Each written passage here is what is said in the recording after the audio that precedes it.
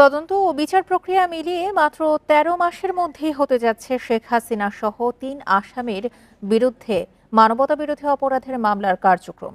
এর মধ্যে আনুষ্ঠানিক বিচার কাজে সময় লেগেছে ১০৫ দিন।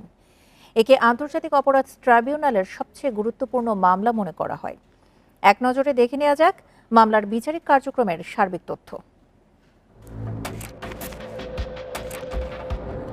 জুলাই অভ্যুত্থান দমনে মানবতাবিরোধী অপরাধের বিচারের জন্য ২০২৪ সালের অক্টোবরে পুনর্গঠন হয় আন্তর্জাতিক অপরাধ ট্রাইব্যুনাল।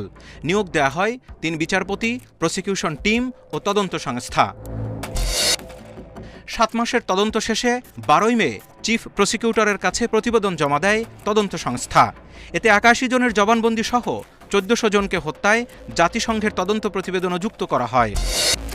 ১ জুন শেখ হাসিনা, সাবেক স্বরাষ্ট্রমন্ত্রী আসাদুজ্জামান খান ও সাবেক আইজিপি চৌধুরী আবদুল্লাহ আল মামুনকে আসামি করে আনুষ্ঠানিক অভিযোগপত্র দেয় প্রসিকিউশন।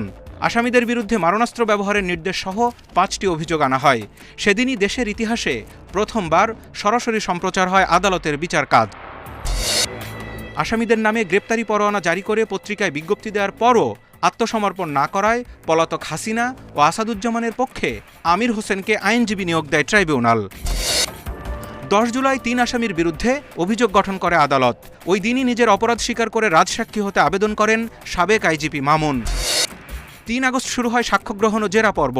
জুলাই শহীদদের পরিবার, আহত, চিকিৎসক, সমন্বয়ক, পুলিশ কর্মকর্তা, সাংবাদিক, গবেষক, তদন্ত কর্মকর্তা সহ ৫৪ জন সাক্ষী মামলায় সাক্ষ্য দেন। ২৮ কার্যদিবসে সাক্ষ্য গ্রহণ শেষ হয় ৮ অক্টোবর। ১২ অক্টোবর শুরু হয় রাষ্ট্র আসামি পক্ষের যুক্তিতর্ক। প্রসিকিউশন জানায়, আন্দোলন দমনে ৩,৫,০০০ গুলি ব্যবহার করেছে আইনশৃঙ্খলা বাহিনী, যার মধ্যে শুধু ঢাকায় ৯৫,০০০।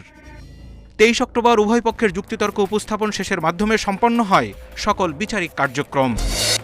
১৩ নভেম্বর আন্তর্জাতিক অপরাধ ট্রাইব্যুনালের চেয়ারম্যান বিচারপতি গোলাম মুর্তজা ঘোষণা করেন, ১৭ নভেম্বর মামলার রায় ঘোষণা। আন্দোলনকারীদের হত্যার নির্দেশ, হত্যায় উস্কানি, প্ররোচনা সহ ৫টি অভিযোগ প্রমাণে মোট ৮,৭৪৭ পৃষ্ঠা তথ্য প্রমাণ জমা দিয়েছে প্রসিকিউশন। আলামত হিসেবে দেয়া হয়েছে ৬৯টি অডিও ক্লিপ, ৩টি মোবাইল নম্বরের সিডিআর এবং হত্যাকাণ্ডের ১৭টি ভিডিও।